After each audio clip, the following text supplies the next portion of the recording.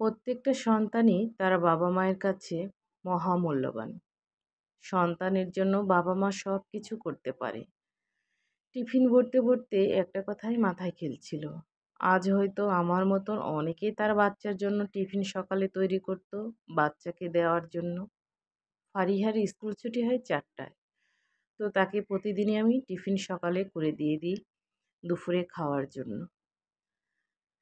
তো কি বলবো, আল্লাহর রহমত করুক, সবার মনে ধৈর্য ধুক, এই কামনা ছাড়া আর কিছু করার নেই। তো স্কুলে যখন যাই সবসময় ফারিয়ার হাতটা আমি এইভাবে ধরে রাখি রিক্সাতে।